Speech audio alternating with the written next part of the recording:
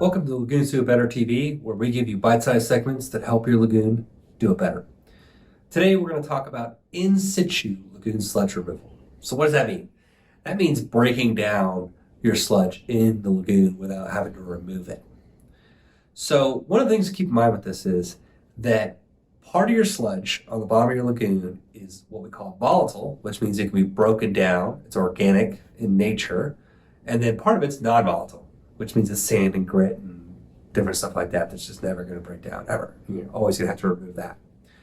So one of the first things you want to do before you consider in situ lagoon sludge removal is to figure out how much of your sludge is volatile versus non-volatile. Now, I'm not going to talk about this in this video.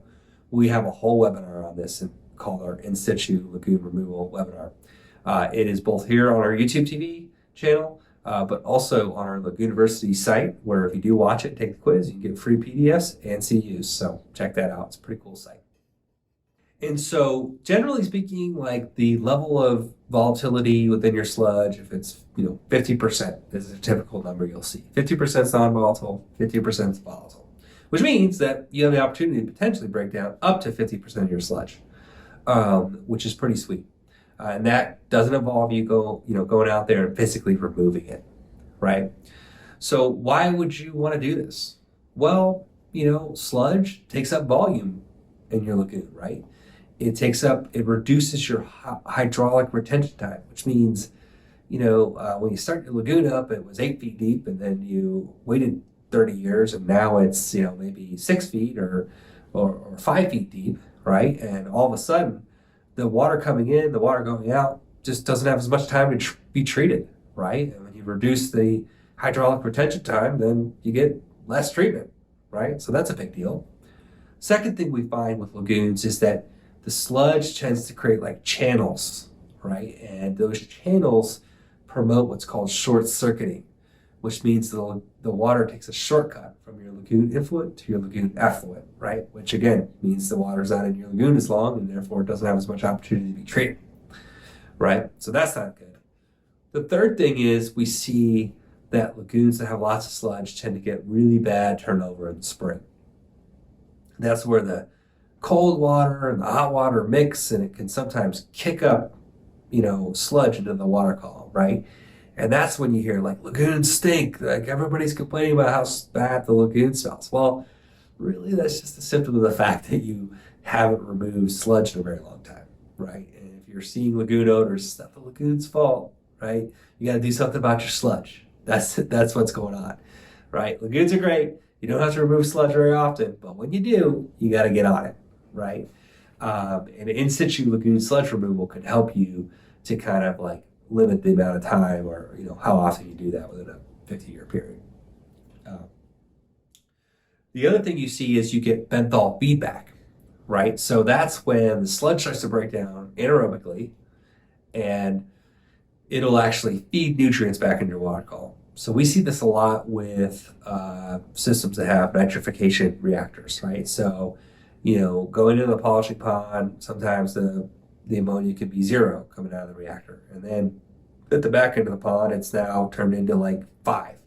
It's like, what's going on here? Well, you got anaerobically digesting sludge on the bottom that is then releasing ammonia into the water column and causing it causing you to violate your permit.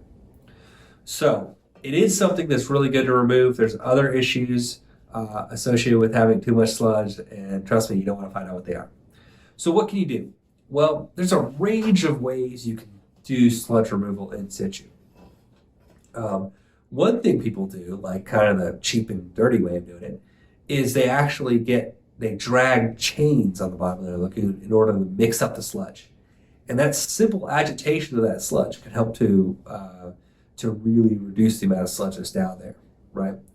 And, if you did this, 10 times a summer for 2 summers, I bet you see some pretty darn good removal rates on that sludge.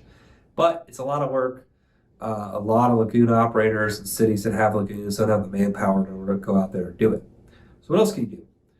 Well, one thing you can do is you can add aeration and add mixing, right? So if you can get oxygen down to the sludge solids that are on the bottom, then they'll break down aerobically. And if they break down aerobically, then they'll reduce your overall sludge blanket. Another thing you can do is what's called bio-augmentation, which is where you add bugs to lagoons, sludge reducers. Lots of companies that do this. And we've tested it. It's worked pretty well for us. Now, if you really want to put it on steroids, you do both. You add aeration and bio-augmentation. And so what we've done is we've developed our Aries injector unit. And this has literally an injector quill that goes straight into the mixing component of our Aries, right? And you can push bio-augmentation down to it, and it will literally inject it into the Aries, mix and aerate all at the same time and put this thing on steroids. And so it's pretty awesome. You guys should check it out. Go to lagoons.com and click on our Aries page and you'll see it there. So, what we have found in some of the case studies, and there's a bit longer case studies within the webinar that I told you about that's on our lagoonuniversity.com website, which you can get to through our lagoons.com website if you want to get there, is that we are typically able to reduce solids in place by about 25 to 30%. And that's really by reducing the volatile component, the organic component of those solids, by about 50 to 60%. And so it's pretty exciting. That could delay how long, how many years you got until you remove sludge by 5-10 years maybe, depending on how old your sludge is. And it can really improve the overall treatment of your system. So again, if you want to learn more, go to lagoons.com, check it out.